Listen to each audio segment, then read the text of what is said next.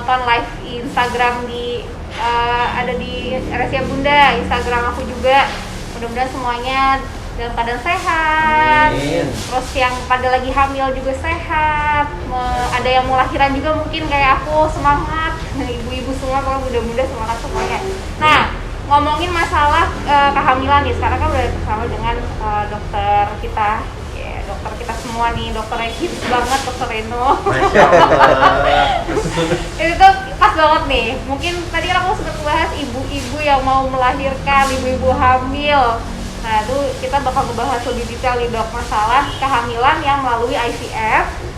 Bagaimana nih dok cara untuk menjaganya, apakah sama dengan hamil yang memang natural atau memang ternyata IVF itu butuh ekstra banget untuk menjaga kehamilannya. Hari ini kita bakal bahas itu ya dok ya. Yeah. Nah yang pertama nih dok, kan banyak yang bilang ya IVF itu anak mahal gitu karena perjuangannya terus prosesnya itu tuh panjang gitu. Nah kalau misalnya masalah itu dok, kira-kira perbedaannya apa dulu nih dok? Masalah kehamilan IVF dan kehamilan normal. Yeah.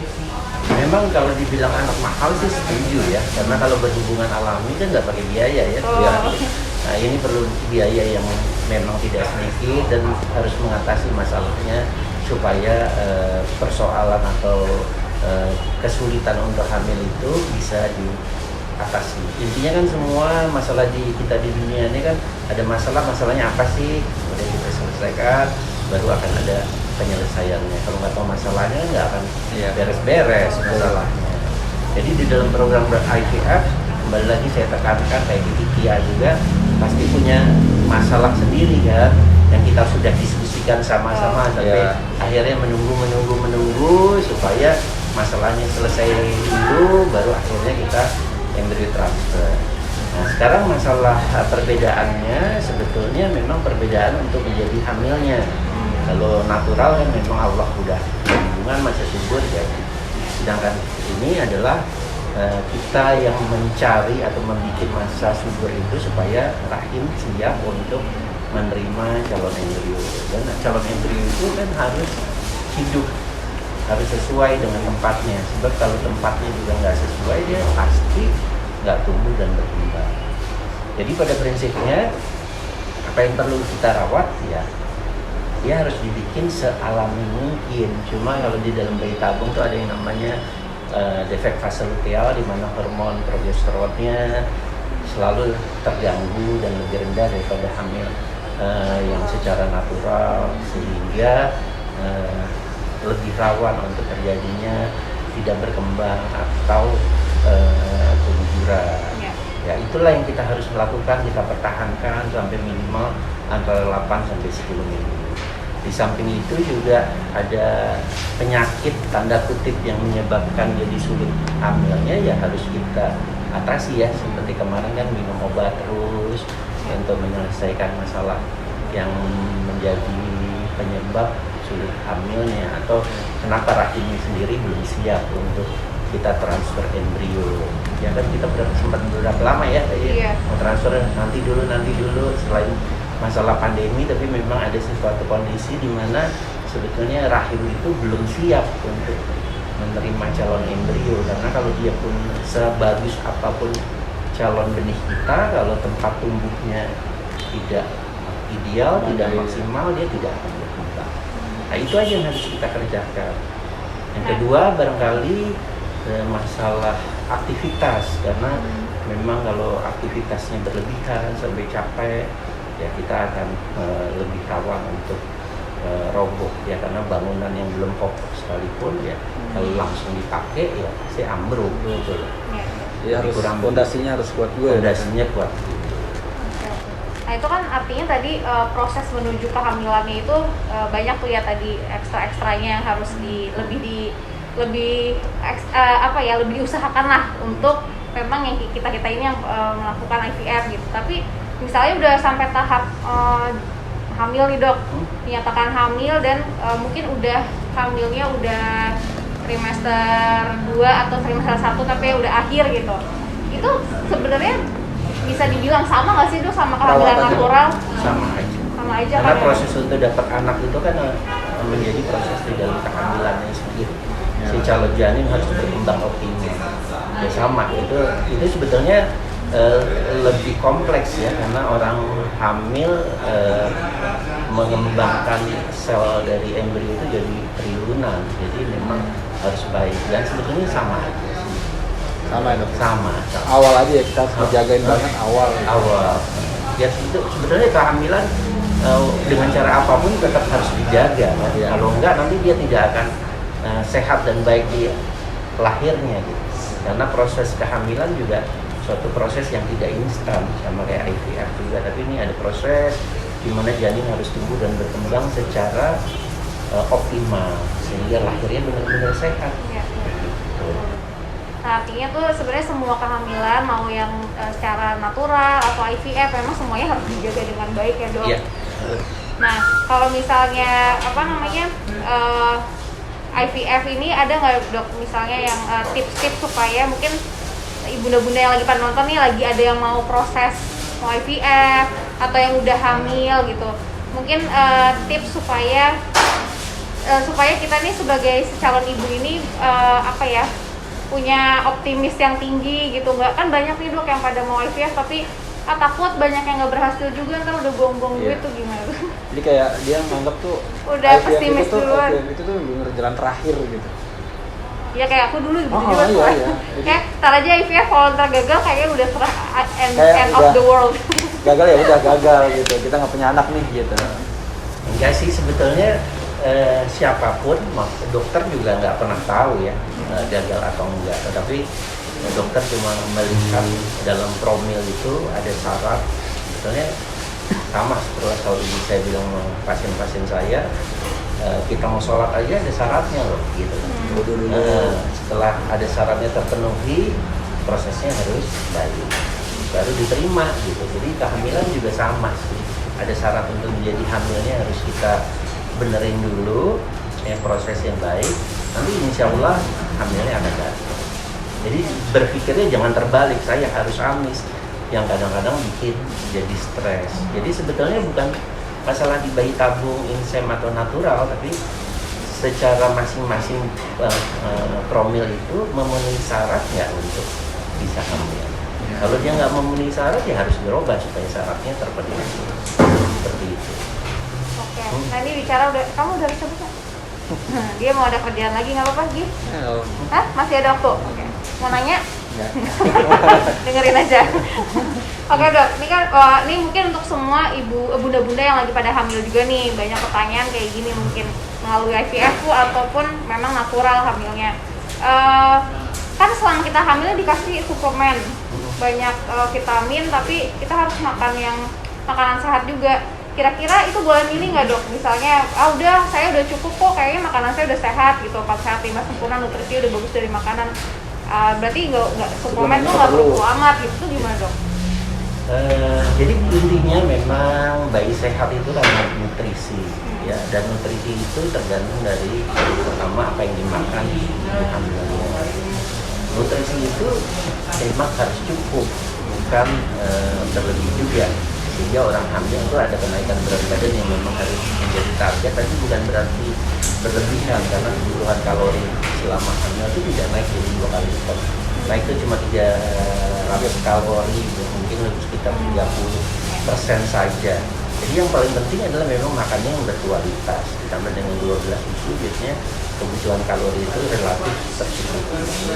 Mengenai vitamin, sebetulnya selalu dokter kandungan memberikan vitamin dengan alasan pada umumnya orang hamil itu khususnya terganggu karena akibat hormon kehamilan, rangsangan mekanik rahim yang membesar, sehingga penyerapannya bisa terganggu.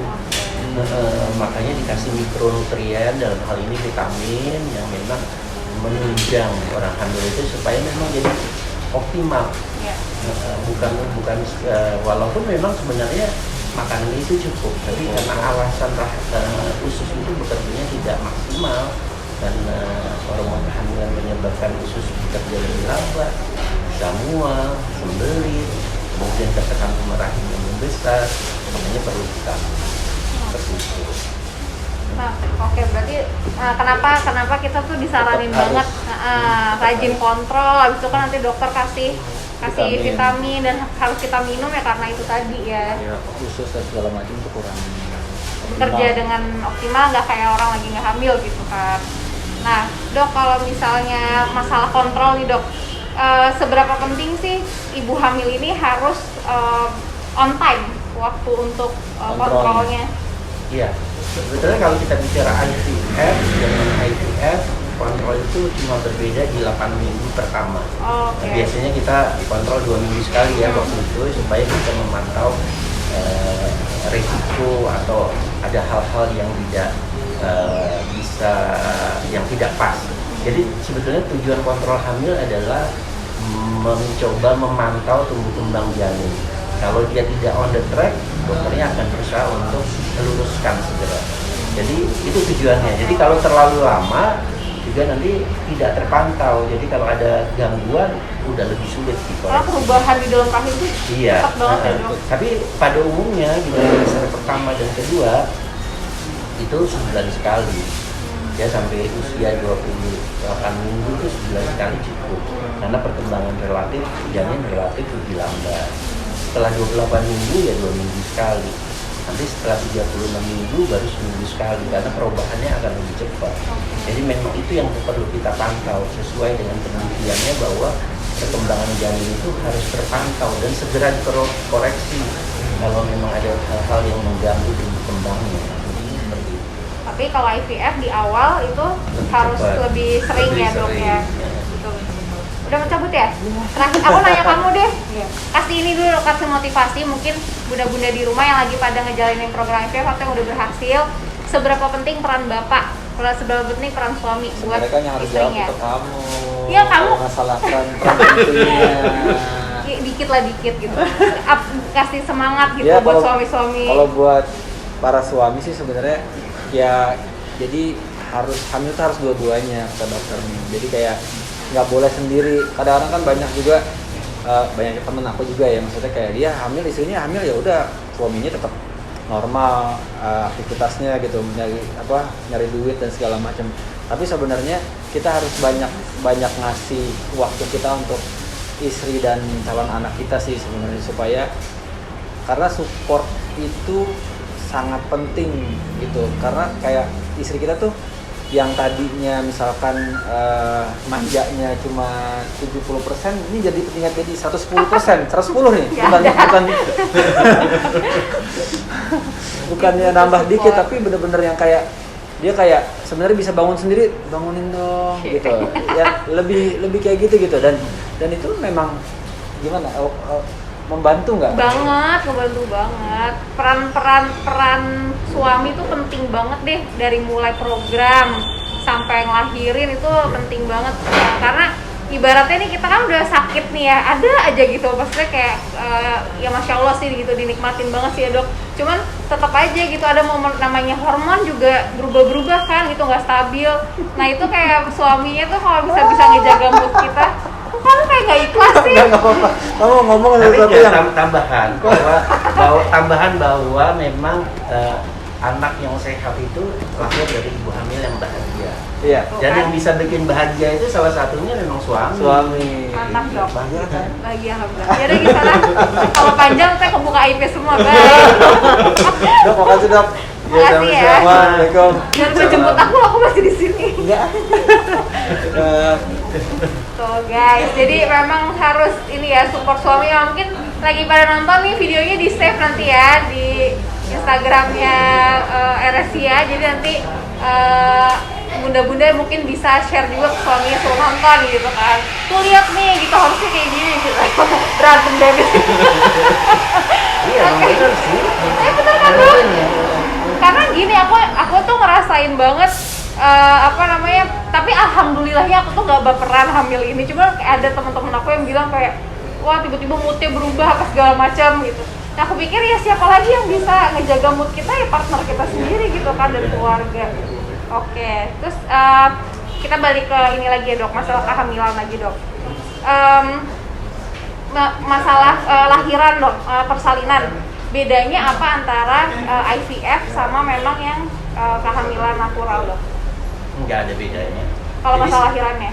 Nggak ada bedanya. Jadi sebetulnya hanya ada kekhawatiran pada orang-orang yang ingin IVF untuk bisa lahir normal atau tidak. Jadi sebetulnya lahir normal atau tidak memang kita lihat indikasi obstetrinya. Kalau memang dia layak lahir normal, ya boleh lahir normal. Tetapi kalau tidak layak lahir normal secara indikasi medisnya, ya jangan dipaksa untuk lahir normal. Jadi cuma ada memang indikasi sosial gitu, di mana orang selalu beranggapan hamilnya aja udah lama gitu, susah dapetinnya. dapet. Sedangkan lahir normal juga melalui proses yang cukup panjang, bisa 17 jam dan 24 jam. Jadi mungkin itu yang menyebabkan kekhawatiran pada sebagian orang untuk lahir normal. Tapi tetap yang memutuskan sebaiknya dokternya, ya, karena tetap harus ada pertimbangan masalah medisnya. Ini layak lahir normal atau enggak? Bukan karena keinginan. Tapi yang perlu diketahui oleh semua yang nonton kali ini bahwa persalinan normal itu hanya bisa pada ibu yang sehat dan janin yang sehat, serta indikasi medisnya tidak ada indikasi untuk dilakukan sesar. Ini seperti itu. Intinya pasti dokter mau yang terbaik lah untuk pasiennya gitu kan. Ya. Jadi kita nurut aja dan berusaha pastinya. Oke, sekarang kita buka tanya jawab kali ya sama semua bunda-bunda yang ada di rumah.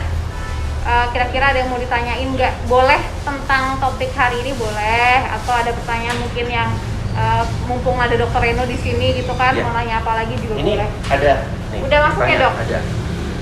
Haruskah bed rest total di awal kehamilan IVF? Oh iya, ini penting nih. Gimana tuh dok? Jawabannya enggak, karena dengan bed rest total itu berarti orang nggak ngapa-ngapain sih. Kalau dibilang bed rest total, nggak ngapa-ngapain, dan biasanya metabolisme kita melambat. Nah, jadi aliran darah juga lebih rendah, hipotensi, tekanan darah bisa turun. Jadi yang paling baik adalah memang beraktivitas sewajarnya tapi tidak capek. Gitu. Kalau tidur terus nanti malahan sirkulasi darah yang sampai ke rahim pun jadi rendah. Kalau aliran darah rendah berarti kemampuan membawa oksigennya jadi rendah. Nggak baik. Tapi semua ini individual ya. Tentu kalau ada hal-hal yang dilihat dari dokternya memang mengharuskan bed rest, karena misalnya riwayat obstetri yang sebelumnya nggak bagus, ya iya. Tapi pada umumnya tidak perlu. Tapi paling waktu itu dokter pesan ke aku tuh 24 jam pertama ya dok ya? Iya. Itu istirahat. Istirahat, tapi kan masih boleh sholat, boleh, saya bilang iya. boleh ke kamar mandi, boleh ada makan. dok yang bener-bener di kasur, abis aja ngapain. Ada temen aku yang nggak mandi, nggak apa, pokoknya nggak gerak. Itu gimana ceritanya? Sih sebenarnya nggak apa-apa berarti ya, nggak apa-apa. Tapi aku ingat nih pesan dokter waktu aku habis embryo transfer, pesan dokter yang tahu badan kita adalah kita sendiri. Jadi begitu kita ngerasa capek ya kita harus istirahat gitu ya dok. Nah gitu ya bunda. Jadinya sebenarnya nggak apa-apa aktivitas, cuman ya tahu batasannya, jangan kecapean, jangan ya tiba-tiba olahraga yang berat juga gitu, jangan, santai-santai aja gitu. Oke, next question. Udah masuk lagi dok? Belum, kayaknya belum ada, baru satu. Baru satu yang dikirim. Belum ada? Oh iya udah. Apa dokter mau nanya aku? Boleh, saya tanya. Jangan. Apa dok? Gimana rasanya? Ini secara subjektif ya, bukan objektif. Gimana, ada perbedaan rasa nggak pada saat hamil cemasnya dengan sewaktu IVF cemasnya? Atau sebetulnya nggak cemas sih? Karena ini memang penting sih, karena cemas itu adalah bagian yang sebetulnya kurang baik ya di dalam profil ataupun kehamilan. Nah aku tuh ya waktu pas lagi program nggak tahu kenapa, alhamdulillahnya Allah kasih tuh hati tuh kayak tenang aja gitu. Malah cemasnya itu pas beta HCG hari H itu doang tuh gemeteran gitu, dari malam udah gak bisa tidur. Tapi sebelumnya sih masya Allah kayak dikasih hati tuh ikhlas, tenang. Itu mungkin ngaruh juga kali ya. Jadi ya gimana, gini kita sebagai manusia cuma bisa usaha doang kan. Semua yang nentuin ya Allah gitu. Jadi mungkin tips dari aku, bener-bener sebelum kita memutuskan untuk saya udah nih oke, bulan ini aku mau IVF, udah di situ udah bener-bener pasrahin aja, pasrahin, ikhlas, banyakin doa, banyakin nangisnya sama Allah. sisanya ya udah kita sebagai manusia pasrah aja. Begitu juga pas hamil, cuman aku tuh bukan cemas ya dok, pas hamil itu kayak ada masih apa ya, kayak mungkin masih kaget gitu dok. Pertama kali bayinya tuh mulai nendang gitu, itu kayak deg-degan sendiri. Ada orang di dalam gitu. Ada kayak terharu, campur aduk gitu doang sih. Tapi kalau cemas, alhamdulillah nggak ada. Masya Allah. Alhamdulillah.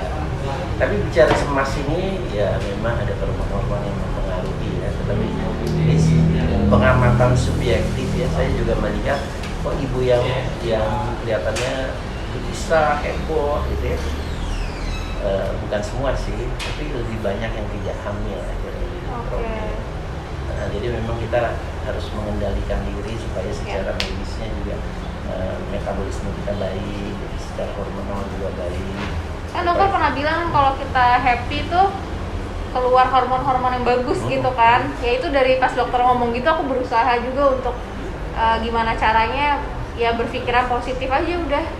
Yang paling penting ya hubungan kita sama Allah tuh udah yang bikin kita jadinya lebih tenang gitu. Gitu sih. Ada lagi? Saya lihat ya. Pertanyaannya? Ada nggak? Boleh nanya apa aja ya, seputar topik hari ini boleh, atau baru yang mau IVF tuh mumpung ada dokter Reno di sini. Nih. Boleh di skip. IVF bulan puasa apa? IVF bulan puasa untuk drop sperma gimana ya dok? Oh, iya. Kalau IVF bulan puasa spermanya di drop sebelum sahur, setengah jam sebelum sahur dikasih ke kulkas di sini. Jadi spermanya bisa dipakai. Oke. Itu aja. Mau IVF pas bulan puasa ya, semangat. Oke, ada beberapa ya dok. Ya. Bolehlah kita bacain. Dok, saat 2 weeks wait setelah embrio transfer. Udah. Oh iya, itu udah. Jadi Kia nanti sesar atau normal? Belum tahu.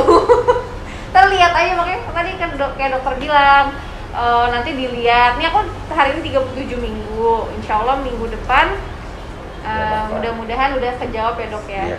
Bisanya gimana? Gitu pas 38. Ya. Terus untuk yang pernah LO, apakah persalinannya bisa normal? LO itu apa sih dok? Laparoskopi. Oh, laparoskopi. Oke. Laparoskopi operasi. Tergantung LO-nya apa.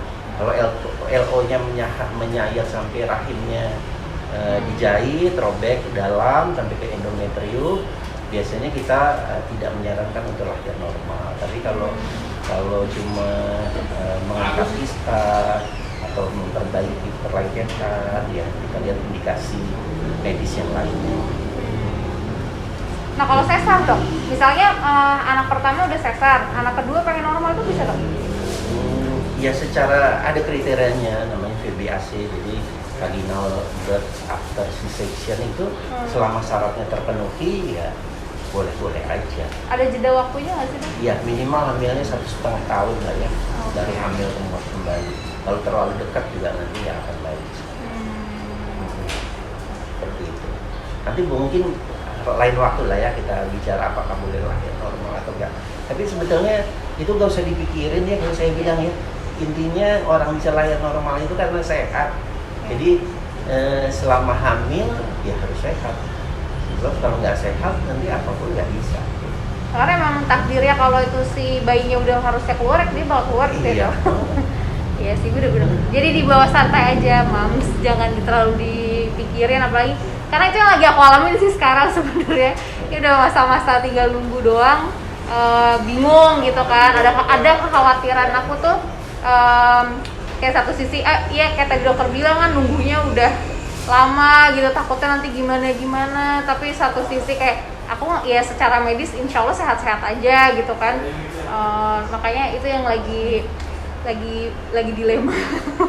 Ya kita doa sama-sama, mudah-mudahan semua bunda-bunda juga yang mungkin lagi menuju masa persalinan nih bisa diberikan kesehatan, pokoknya yang terbaik buat ibu dan anaknya, amin. Ya. Ada lagi? Yang terakhir kali ya. Yang mana dok? Apakah ada yang program IVF terus anaknya jadi cacat? Oh bunda. Mohon maaf itu karena apa ya dok? Karena banyak sekali bunda-bunda yang cemas mau IVF, takutnya bayinya cacat. Jadi bayi dengan program IVF itu tidak ada hubungannya sama sekali dengan kecacatan sebetulnya.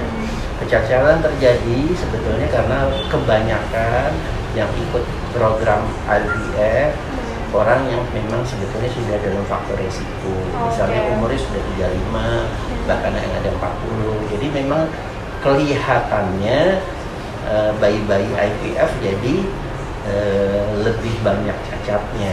Padahal enggak. Karena memang yang ikut, karena dari ada masalah makanya iya. IVF gitu. Jadi bagaimana mengatasinya? Memang salah satunya ya sebelum embrio transfer ya kita melakukan screening yang namanya PGPA, kromosom, pemeriksaan kromosom. Itu aja sih. Jadi nggak perlu ditakutin sebetulnya karena kita masih punya cara untuk mendeteksi secara dini. Cuma kalau ditanya apakah IVF bikin cacat gitu Ya, jadi makanya kalau kita lagi program nih nanti sebelum embrio transfer setelah OPU pasti kan nanti dokter juga ngeliat tuh ya hasilnya, nanti dari laboratorium juga ngasih tahu hasilnya. Kalau misalnya memang ada indikasi-indikasi ke sana pasti dia akan disarankan juga untuk PGTA gitu. Nanti kan ketahuan tuh kualitas embrionya gimana.